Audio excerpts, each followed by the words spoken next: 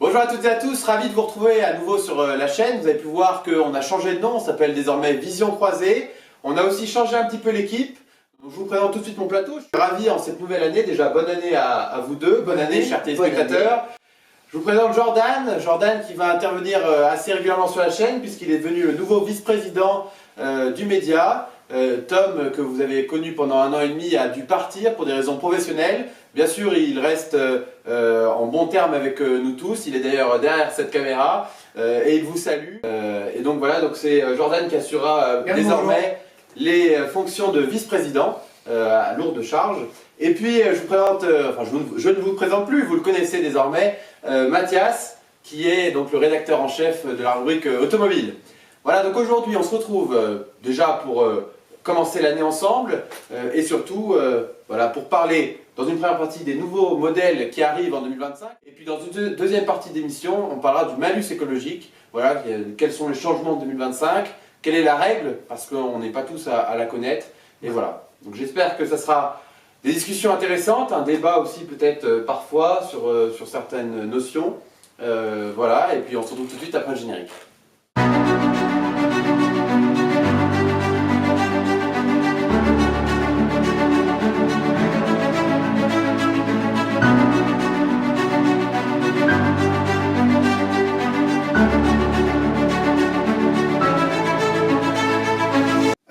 Je vais commencer à prendre la parole. Donc moi je me présente Jordan Fournel, qui est aujourd'hui au sein de la concession Kia Mazda à Lonvez, groupe Vulcain qui a été racheté par Jean-Pierre Hidalgo en 1995. Gros groupe aujourd'hui qui gère tout l'Auvergne-Rhône-Alpes et la plus grosse concession aujourd'hui dans l'Auvergne-Rhône-Alpes. Bon, je vais peut-être commencer, Mathias, si ça ne te dérange pas. Oui. Je vais commencer par chez nous Kia, comme j'ai eu la parole en premier. Nous, ça va être le Kia EV3.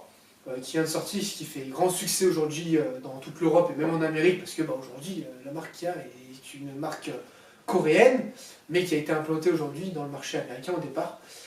Donc voilà, donc le Kia EV3 aujourd'hui dans l'électrification. Donc on parle heureusement aujourd'hui d'électrique. Je ne sais pas ce que vous en pensez aujourd'hui Mathias, mais aujourd'hui on parle beaucoup d'électrification, on parle plus forcément de diesel. Qu'est-ce que vous en pensez ? Moi j'en pense que l'électrique a vraiment pris une place très importante. Ça a commencé tranquillement et là c'est vraiment en train de prendre une place majeure par tout ce qui est réchauffement climatique, que ce soit les gouvernements dans plein de pays accentuent vraiment le fait de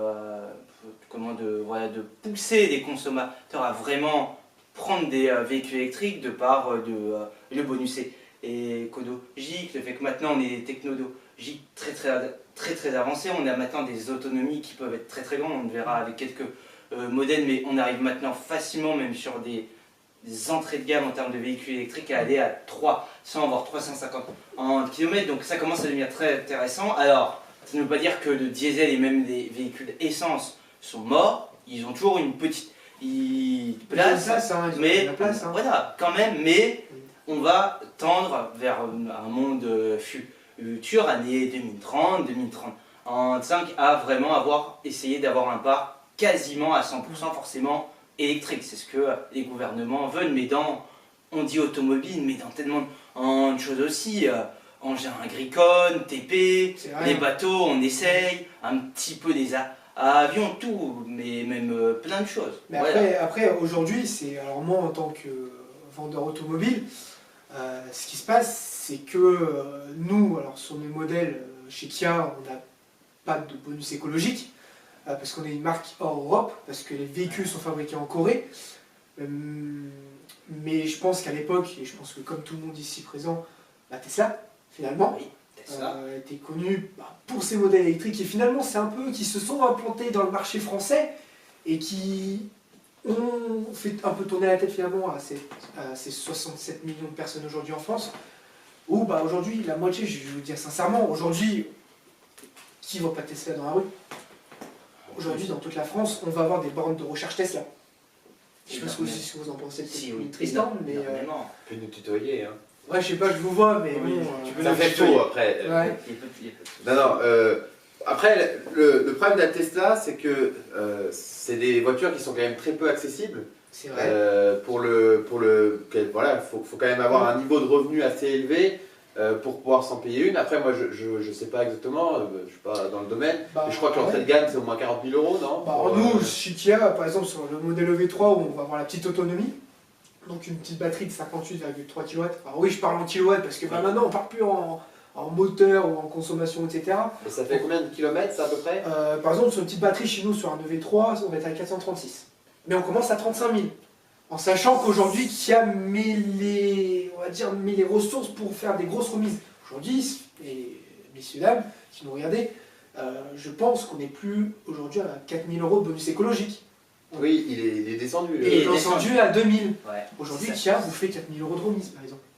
Pour, du coup, concurrencer le marché Tesla. Parce qu'en fait, le marché Tesla, tous les constructeurs se mordent la main parce que on n'a pas de borne. Tesla a tout pris les bornes. Alors, nous, ce qui est bien chez Kia, c'est qu'on peut rechercher chez Tesla, mais la moitié des bornes en France. Et les constructeurs, aujourd'hui, produisent ça, mais ne savent pas ce qu'ils vont faire à l'avenir. Nous, chez Mazda, par exemple, qui fait du Mazda, même chez Mazda, ils sont restés dans leur typologie, c'est du 2 litres, c'est du 2 litres 5.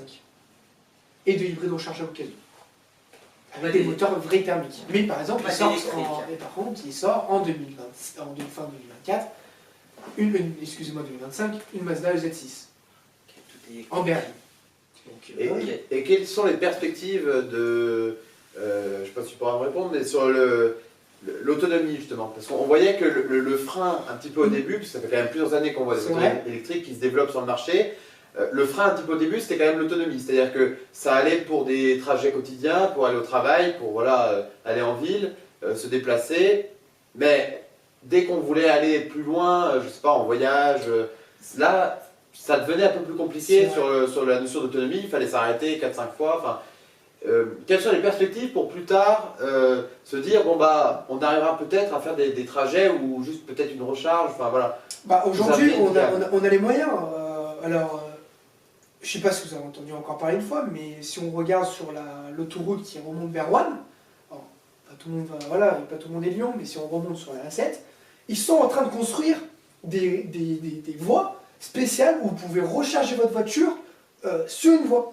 D'accord. Donc, vous voyez, comme quoi, l'État, j'en parlerai pas parce que le problème c'est que les véhicules sont chers, mais ils ne mettent pas en œuvre pour que les personnes qui n'ont pas forcément les moyens de s'en acheter une. Et ça, je trouve ça dommage parce qu'aujourd'hui, les constructeurs nous obligent à faire ça, mais parce qu'au-dessus, il y a des gens qui nous obligent aussi à faire ça.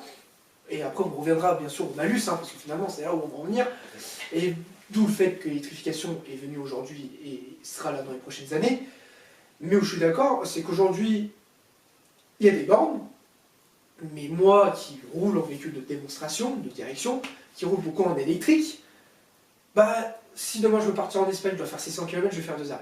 Parce que demain il fait chaud, si demain je dois partir en été, la climatisation elle prend 150 km d'autonomie. Mais par contre, ce qui est bien, c'est qu'aujourd'hui, chez Kia ou même chez les autres constructeurs, on a des recharges très rapides, entre 10 et 20 minutes. Et surtout que l'autonomie, finalement, elle dépend beaucoup de la conduite. C'est ça. Si on est sur une très sportive, ça descend quand même assez comme une Porsche, demain vous roulez à 140, vous roulerez, vous avez consommé 10 litres au 100, c'est pareil sur une On rappelle que c'est interdit de rouler à 140 sur l'autoroute. Ouais. Surtout qu'il faut faire les pauses toutes les 2 heures. Donc finalement, recharger votre voiture toutes les 2 heures, c'est pas très grave. C'est juste qu'après... Après, si ça dure 45 minutes, je suis d'accord. Sur ça, Tristan, je suis totalement d'accord. Mais pour après, faire 10 heures de trajet, finalement, on arrive à 20 heures. C'est ça. Après, attention, la clientèle, et moi qui est dedans, la clientèle aujourd'hui d'un véhicule électrique, je vais vous dire sincèrement, c'est les professionnels, c'est 80% de professionnels, 20% de particuliers. Pourquoi ? Parce qu'aujourd'hui, il y a un taux d'amortissement sur la batterie via l'entreprise. On appelle ça la TVS. En fait, cette TVS est là pour amortir la batterie. Donc, c'est-à-dire que, par exemple, je vais amortir ma batterie, la batterie vaut 20 000 euros. Sur un véhicule comme un EV6, ça vaut 20 000 euros. Ok, le véhicule vaut 50 000 euros. En sachant qu'aujourd'hui, vous allez voir votre comptable, je ne sais pas, pour faire un devis, ce véhicule-là, avec cette batterie-là, écoutez, je peux amortir ça sur 5 ans. C'est déduit de mes impôts. Donc, finalement, il n'y a que les entreprises qui achètent. Non. Mais il y en a qui font quand même du leasing parce qu'on en parle aussi. Le leasing est de retour avec des barèmes qui sont assez intéressants, qui concurrencent un peu les banques. Donc voilà, mais après ça reste toujours cher. Aujourd'hui, mettre 40 000 euros, qui vont les mettre sur un véhicule électrique, sincèrement. Je préfère mettre dans une Porsche. Et pourtant, je travaille chez Kia et Mazda et je trouve que les véhicules sont super bien. Il y a la technologie là à bord. Mais sincèrement, quoi mieux qu'un bon V thermique. Même si aujourd'hui, on a des bruits de fond. Mais même aujourd'hui, quand vous achetez une C63 SAMG en 2025, mais croyez pas que ça vient déposer des chameaux. Ça vient des haut-parleurs. Ouais. Donc aujourd'hui, je préfère acheter un véhicule électrique, ça me coûtera moins cher. Et en essence, et en électricité, tout ce que vous voulez. Mais par contre, effectivement, si je préfère acheter une 997. Puis il y a aussi la discussion de se dire, le grand argument qui était lors de l'avènement des voitures électriques, c'était de dire que le diesel finalement polluait beaucoup, après avec les problématiques de réchauffement climatique, etc. L'essence aussi, tous les moteurs thermiques, en tout cas, il y avait un problème sur ce fond-là. Et en fait, quand on a vu les conditions de production, ce qu'il y a besoin pour produire une voiture électrique, les batteries notamment, tous les métaux rares, etc., qui sont parfois produits dans des conditions un peu douteuses, avec des exploitations, voilà. Et finalement, alors j'ai plus le chiffre en tête, mais il me semble qu'il faut plusieurs années, je crois que c'est 6-7 ans, pour qu'une voiture électrique commence à polluer moins qu'un diesel ou un moteur thermique. À partir du moment où vous fabriquez une voiture, que ce soit un diesel, un essence ou même un électrique, une électrique, on va polluer la même chose. Après, oui, je suis d'accord, effectivement, pour amortir une batterie aujourd'hui, c'est une grosse batterie de lithium, bah, bien sûr, les usines vont projeter plus de CO2 que si on construisait un moteur thermique, parce que c'est pas les mêmes choses. Hein. Alors, je suis pas dans le moteur, je sais pas comment ça fonctionne, hein, je le dis sincèrement, mais oui, c'est pas la même construction, je suis d'accord. Mais vous pouvez plus en ville avec de l'électrique. Ouais, mais il y a plusieurs années pour que le ratio s'inverse et se dise. Parce qu'en fait, oui, je crois que c'est au moins aux alentours de 5-6 ans. C'est vrai. Pour que voilà, la voiture électrique commence à polluer moins que le. Mais l'avantage de l'électrique, c'est. Moi, j'étais assez, pour tout vous dire, assez contre l'électrique. Et j'ai changé d'avis depuis un an et demi, parce que mes parents en ont eu une. Et en fait, c'est très. Je critiquais ça beaucoup sur le fait qu'il y avait moins de sensations au volant, etc. Alors, moi, personnellement, je trouve qu'il y a quand même moins de sensations qu'avec un moteur thermique. Mais. Niveau accélération, etc., il y a moyen d'avoir des bonnes sensations. Et surtout, c'est très pratique au quotidien. Voilà, pour faire des petits trajets, etc. J'ai trouvé ça très nous, aujourd'hui, qu'on a une Kia EV3 qui a dans 605 km d'autonomie, c'est pas déconnant. Aujourd'hui, un véhicule qui a dans 600 km d'autonomie, même Tesla n'arrive pas à le faire. Alors si, il y en a qui arrivent à le faire, mais c'est rare. Donc aujourd'hui, les constructeurs fait de leur mieux, en fait. Finalement, ils réagissent avec beaucoup d'argent. Et ça, les gens ne le voient pas derrière, mais les constructeurs, ils se coupent en 6 pour, entre guillemets, et je parle pas que Kia ou Mazda, je parle de Volkswagen, je parle de Porsche, parce que Porsche, par en deux, on fait le Macan en électrique, on fait le Taycan en électrique, on fait plein de véhicules en électrique, mais la 718, je pense que vous connaissez très bien, la 718, le modèle emblématique de chez Porsche, ils devaient partir sur une électrique, mais finalement, ils vont partir sur quoi? Bah, sur de l'hybride. Bah parce que finalement l'électrique ils voient que je sais pas si ça va fonctionner ou pas, mais c'est surtout que les constructeurs, quand ça se coupe trop, ils perdent de leur ADN. Aujourd'hui quand on perd une ADN Porsche, quand moi j'ai envie d'acheter un Urus électrique, un Lamborghini à 300 000 euros, franchement j'ai envie d'acheter un Urus à 300 000 euros en électrique, et une Porsche Taycan en électrique. Et du coup, pour les personnes, parce que là on a des discussions quand même qui sont assez, je pense, je me mets à la place de personnes qui ne connaissent pas trop le domaine. Est-ce que vous savez quelle est la différence de prix, j'entends, pour faire des économies, entre les pleins d'essence, on va partir du principe que, allez, c'est déjà une grosse consommation, mais on fait 2 pleins par mois, donc un plein tous les 15 jours. 2, 3, voilà. Quelle est la plus-value de prendre une électrique? Voilà, là par exemple, j'ai un moteur diesel, 70 chevaux, je fais 2 pleins par mois. Est-ce que j'ai intérêt à aller vers l'électrique? 2 pleins, on va dire, je fais 2 pleins de 60 euros. C'est quoi votre utilisation au quotidien? Ah bah, je sais pas, mais...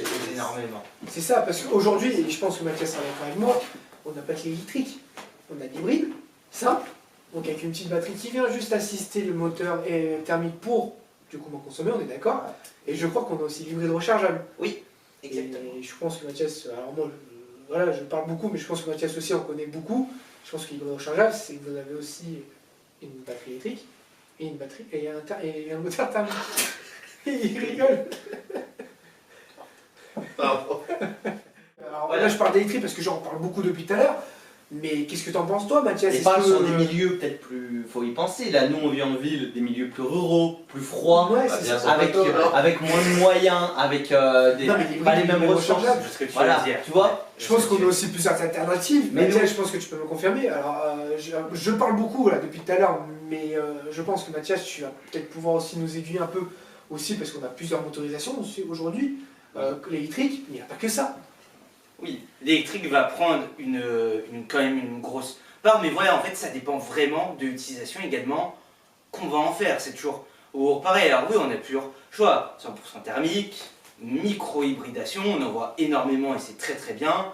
Hybride rechargeable, très bien aussi. Électrique, en fait, ça dépend vraiment pour vraiment une personne qui ne fait que de la ville, une petite voiture électrique, par exemple. On va y rebondir un petit peu de là-dessus, même si c'est un budget assez fort, que ce soit une Abarth 600i, ça peut être pas mal, une Alpine A290, une petite Cita à Adine avec une bonne autonomie, c'est bien pour quelqu'un qui va commencer, je prends mon exemple à moi, qui fait quand même un peu d'auto aux routes today et jour et qui, moi je suis à peu près 30 km aller, donc 60 à peu près retour, on peut commencer à se tourner vers une micro-hybridation, voire une hybride rechargeable qui va combiner de par sa batterie et son moteur thermique le meilleur des deux mondes, selon moi, même si l'électrique reste quand même une très bonne solution, ou alors on va dire quand même s'il faut avoir des bornes à proximité, mais là encore, ça on va dire un modèle électrique, que ce soit une Tesla, un Kia EV et 6 ou même d'autres, avec un fort potentiel d'autonomie, comme il le disait, 600 km, ça va. Voilà, moi, un aller-retour 60 km, voilà, je pourrais me dire, si j'avais 30 ans, que j'avais une bonne situation, je pourrais me dire, tiens, une très bonne situation même, est-ce que je pars sur un véhicule électrique, hybride, ou même un 100% thermique, mais là, maintenant, on peut vraiment commencer à se poser la question, vraiment, c'est en fonction de vous, par exemple, si toi, Tristan, tu travaillerais, tu ferais que de la vide, un modèle par exemple 100% électrique serait un très très bon choix. Après, on dit par exemple là, on regarde notre quotidien, admettons, pour aller au travail, mais est-ce qu'on pourrait pas se dire également, tiens, est-ce que je vais aller voir, je sais pas, mes parents qui habitent en campagne, en montagne, est-ce que je vais pas aller voir ma grand-mère qui habite, qui est peut-être en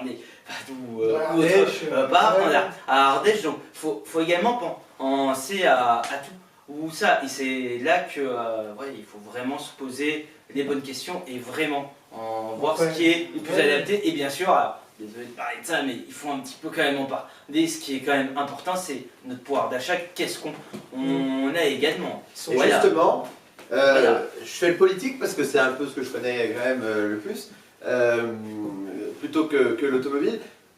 Vous n'avez pas répondu à ma question. Alors, je repose ma question.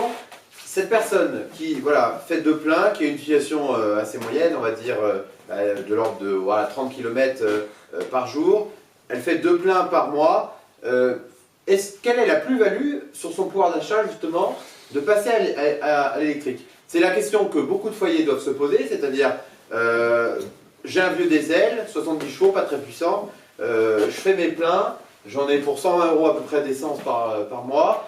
Est-ce que j'ai vraiment à gagner à passer à l'électrique et donc à recharger ma voiture chez moi chaque soir? Comme disait Mathias, ça dépend du trajet de la personne. Si tu me dis que je fais effectivement un peu d'autoroute, mais un peu de ville, même ça je conseillerais l'électrique, parce que finalement, c'est que si l'été et l'hiver, les voyages en train ou en avion, le véhicule électrique c'est bien, parce qu'en fait vous ne roulerez jamais sur autoroute, même si je trouve bien le véhicule électrique se retrouve toujours pareil.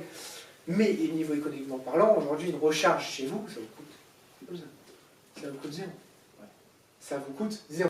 Vous avez aujourd'hui la possibilité effectivement d'installer une borne qui va vous coûter 1 300 €, c'est la moyenne. Mais on a aussi les prix secteurs. Aujourd'hui, les constructeurs mettent en place des prises secteur. Et par contre, vous, de votre côté, il faut renforcer la prise pour les véhicules électriques ou même hybrides rechargeables. Mais ça vous coûte zéro. Les gars, rentrez un peu. L'argent. L'argent, ça coûte trop cher une voiture électrique. Bah, j'allais venir. Voilà, il va falloir rentrer un peu dans le dur. Hein. C'est pas avec un SMIC qu'en 2035 quelqu'un pourra payer une voiture électrique. Non, ça c'est une bonne question. On mettra sa petite voix off là. Non, mais aujourd'hui. Bon, la question est posée finalement. Oui, la question est un peu posée. Ça vous coûte zéro. Après, oui, je conseille électrique. Après, Mathias, je sais pas ce qu'est son point de vue à lui. Après, c'est cher une voiture électrique. C'est cher une voiture thermique. C'est cher une voiture hybride. C'est cher une voiture. Bah, le thermique est quand même plus abordable Bah, souvent. aujourd'hui, une Mazda, aujourd'hui, ça coûte 30 000 euros en moyenne. Une voiture, si vous voulez quelque chose un peu d'équipé. Voilà, Aujourd'hui, il reste des c'est un peu cher. critères pour des feux sur du jeu, c'est à peu près. Oui. Et 30 000, alors il faut voir, parce qu'après ce qu'il faut voir égal. Non, c'est qu'une voiture électrique, que ça soit alors, en consommation, comme elle dit, Bah, oui. Jordan en prix secteur Oui. 0, parce que ça rentre dans votre facture d'électricité normale, mais vous la voyez quasiment en papa. Carrément. C'est que ça soit en termes de coût d'entretien, voilà, tous les 10 000 km, que ça soit On a une- je crois, entre une 15 et 20 000. voiture. une D'entretien, ouais. voilà, ça va pas coûter grand chose en termes de voiture électrique, alors qu'un véhicule thermique va faire une vie idange. Ouais. Alors si on la garde longtemps, peut-être faudra peut-être faire la distrib, les freins, les pneus. Alors sur véhicule électrique, il faudra quand même changer les pneus et les freins, mais le panel global, si vous gardez un véhicule thermique, micro-hybride, admettons une Peugeot 308 nouvelle génération. Attention à ces moteurs. Oui, attention à ces moteurs, mais le PureTech avec la chaîne, c'est bon, oui, je me range sur un épineux, mais voilà, ça vous coûtera quand même toujours, que ça soit en termes de coût d'entretien et forcément consommation. Ça, en termes de coût d'utilisation, vraiment, d'électrique, j'ai vu une vidéo il y a pas très longtemps, ça c'est vraiment un bas à table. Je me rejoins sur ce point-là. Voilà, C'est vrai que- Et si on c'est un peut- bas à table. Si on peut essayer d'avancer un peu dans la discussion, c'est fort intéressant cette longue introduction. Est-ce qu'on peut, avant de discuter un peu de ce malus écologique, parler, faire un petit panel voilà, de nouveaux modèles? Tu vas parler de la marque que tu représentes tous les jours. Est-ce qu'il y a d'autres modèles, Mathias? Des modèles voilà, qui vont sortir en 2025?